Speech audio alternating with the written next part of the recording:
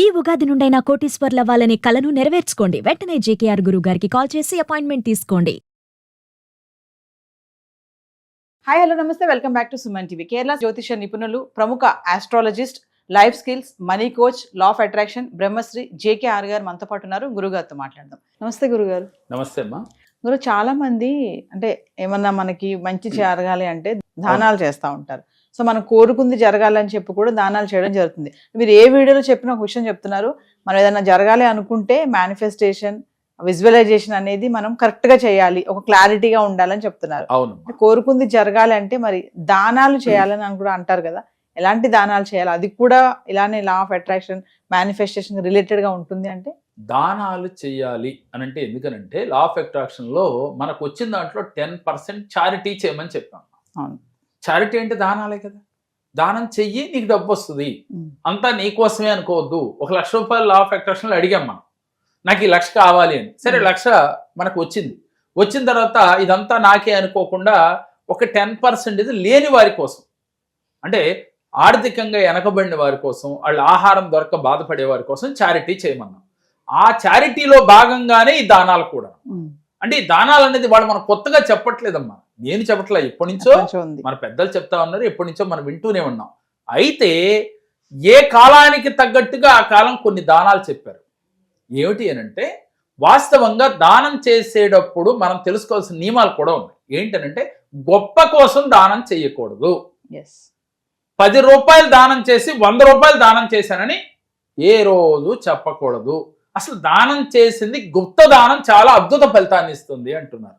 అంటే ఎదుటి వ్యక్తి చెబితే ఓకే, కానీ నీకు నువ్వు నేను అక్కడ దానం చేశాను, ఇక్కడ దానం చేశాను, ఇక్కడ భోజనాలు పెట్టాను అని నీ నోటితో చెప్పటం వల్ల అంత ఫలితం రాదు అని చెప్తున్నారు.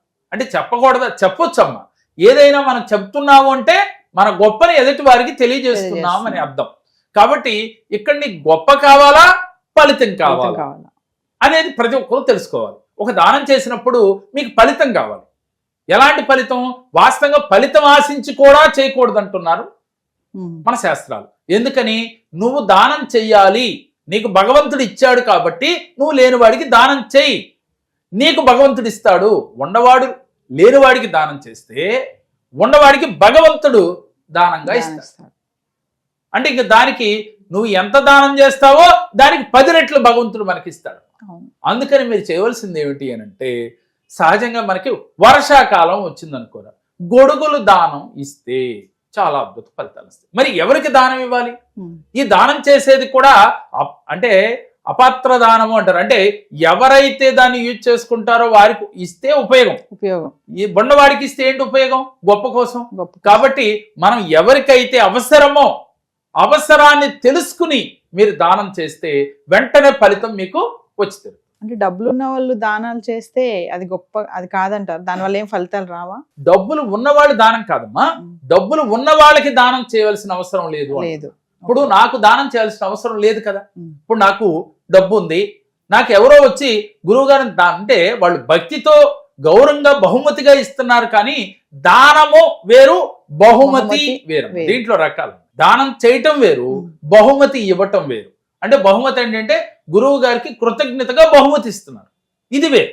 కానీ దానం అనేది మాత్రం లేని వారికి, అవసరం ఉన్నోడికి. ఉదాహరణకి ఆకలేసినప్పుడు అన్నం పెట్టామమ్మా, పెడితే వారి ఆత్మ దీవిస్తుంది. ఒక వర్షంలో ఉన్నవాడికి ఒక గొడుగు ఇచ్చావు, అడిగి అవసరానికి తడిసిపోతూ ఉన్నాడు, బట్టలు తడిసిపోతూ ఉన్నాయి, ఆ గొడుగు ఇచ్చావు, ఇస్తే వాడు మనసు ఆనందపడుతుంది, వాడి ఆత్మ దీవిస్తుంది. ఎందుకని? ఆత్మే పరమాత్మ అని చెప్తున్నాం, అందరిలోనూ భగవంతుడు ఉన్నాడు అని చెప్తున్నాం. ఈ కులం ఆ కులంతో పని లేదు, నాలో మీలో అందరిలో కూడా భగవంతుడు ఉన్నాడు. అందరిలో పంచభూతాలు ఉన్నాయి, ప్రకృతిలో ఉన్నాయి, నాలో ఉన్నాయి, మీలో ఉన్నాయి అని చెప్తున్నాము. కాబట్టి నిరంతరం మనం పంచభూతాలతో కనెక్ట్ అవ్వాలి అంటే దాన గుణం ఉండాలి. ఆ దానం చేసేది కూడా ఎరుకతో చేయాలి. అలాగే వర్షాకాలం గొడుగులు దానం ఇవ్వాలి, చలికాలం రగ్గులు దానం చేయాలి. ఎవరికి చేయాలి అనంటే అనాథ శరణాలయంలో చేయొచ్చు, లేదు ప్లాట్ఫామ్ మీద వాళ్ళు చలికి బొనికిపోతూ ఉంటారు, వారిని ఎతికి మీ స్వహస్తాలతో గనక వెళ్ళి దానం చేస్తే ఇంకా అద్భుత ఫలితం ఉంటుంది. లేదు ఏదైనా చారిటబుల్ ట్రస్ట్లకి మీరు పంపించైనా చేయొచ్చు. ఇలా చేయటం వల్ల మీకు తొందరగా ఫలితం వస్తుంది. మనం ఏదో ఒక దానం చేశాము అంటే ఏంటంటే మన ధనార్జనలో కొన్ని తప్పు ఒప్పులు ఉంటాయి కాబట్టి అవన్నీ కూడా తొలగిపోవటానికి మనం దానం చేస్తుంటారు కొంతమంది నాకు వచ్చిన దాంట్లో ఒక 10% లేని వారి కోసమే అని ఒక రూల్ పెట్టుకుంటారు, ఒక లా ఏర్పాటు చేసుకుంటారు. అలా గనక లా ఆఫ్ అట్రాక్షన్ ప్రకారం వాళ్ళు నిర్ణయించుకుని చేస్తే ఇంకా రెట్టింపు ధనం వస్తుందమ్మా. వేసవి కాలం మరి ఏం చేయాలి? చెప్పులు దానంగా ఇవ్వాలి, మంచినీటిని దానంగా చేయాలి, అంటే చలివేంద్రాలు ఏర్పాటు చేయాలి. ఇలా ఎవరైతే సీజనల్ గా అంటే వేసవికాలం ఒక రకంగా, వర్షాకాలం ఒకటి, చలికాలం ఒకటి, అంటే ఏది అవసరమో అది గుర్తించి మనం దానం చేయటం వల్ల మనకి ఫలితం శీఘ్రమే వస్తుందమ్మా. ఎవరో ఒక సద్బ్రాహ్మణుడు వారు బాగా లేని కుటుంబంలో పుట్టారనుకోరా, వారికి గనక మీరు వాళ్ళ అవసరానికి డబ్బు రూపంలో అయినా ఇవ్వచ్చు, లేక ధాన్యం ఇవ్వచ్చు, వాడికి ఏది అవసరమో తెలుసుకుని ఇవ్వటం వల్ల కూడా మంచి ఫలితాలు వస్తాయి. ఒక సద్బ్రాహ్మణుడు ఎదురొచ్చినప్పుడు ఒక్కసారి 2 చేతులు ఎత్తి దండం పెడితే అది బ్రాహ్మణోత్తముడికి దండం పెట్టినట్టు కాదమ్మా, వారిలో దాగి ఉన్న భగవంతుడికి దండం పెట్టినట్టు.